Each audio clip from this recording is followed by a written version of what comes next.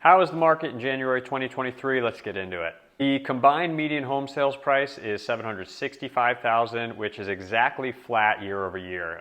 December of 2021, it was also $765,000. So the year over year gain is exactly flat. And even from last month, it was $770,000. Now combined means townhomes, condos, and detached homes all together. Now, if you separate and take out detached homes, the median home sales price was $869,900, which is again just barely up year over year, about 2%, 2.3% from this time last year. The average list price to sold price is 95.6%, which is down just a fraction of a percent from last month, which was 95.8%. So you can see that that's really flatlining. Again, that means overall the average winning offer is just about 5% below list price. And it came down from about 107% at the height of the market in April, but right now you can see month over month it's been essentially flat, right around 95%. So we've really kind of hit the bottom of that, which was putting the downward pressure on pricing. One of the main things right now that's propping up the market is historically low inventory, meaning the overall number of available homes for market. Nationwide, it's not too different. Right now in San Diego, also the number of days on market is increasing on average to about 37. And the overall number of homes for sale is just over 2,800. So if you think about a city that's about 3.5 million people and there's only about 2,800 homes available for sale, you can see that there is an incredibly low supply for the amount of otherwise qualified people. One of the few things that is throttling the demand is, of course, interest rates that have increased.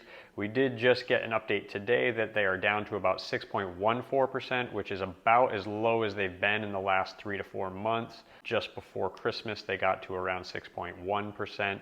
So right now in the low sixes, that's about the best current interest rates we've seen in a while, down from the high of about 7.25% for a 30-year fixed rate. So what are some of the things to look out for in San Diego that's actually occurring in the day-to-day market? Well, good homes are still selling. So you might see a lot of stuff in the news about how overall transactions are down. And of course, that goes hand in hand with the fact that there is a very low inventory available to be sold. So of course, there's less transactions. But nice, well-maintained homes are still selling at a very strong market price, as long as they aren't priced incorrectly and way in advance of the most recent sales comps. You do have to be very price sensitive, but if your home has been well-maintained and it's been well taken care of, it's still a very in-demand home because San Diego is still a very in-demand market. If you look at the fundamentals of San Diego, geographically, we are pretty constricted. You have Pendleton to the north that you can't really build past because it's military land and base. You have mountains and desert to the east, which is just not really buildable land once you get to a certain point when you head east in San Diego. And to the south, we have, of course, the Mexican border, and then the west, of course, the ocean.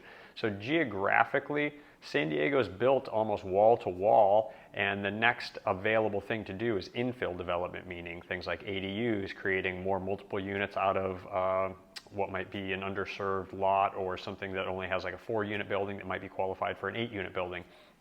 But San Diego's supply is at the very high end of being maxed out. And at the same time, there's always increasing demand of people wanting to come here.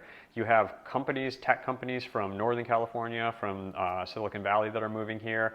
Apple has a campus here. Google has a campus here. We have a massive, thriving hospitality and tourism business because it's almost a year-round city with the amount of sunshine we get, except for these last couple of days of rain. You have military. Every branch of the military has a major presence here. You have education, major colleges, not to mention biotech. We are one of the leading life sciences and biotech hubs and cities in the country, aside from Boston, really. You really have every economic industry and driver here. You have these really high-paying careers. You have an in-demand city. San Diego's recently been voted one of the funnest cities to live in.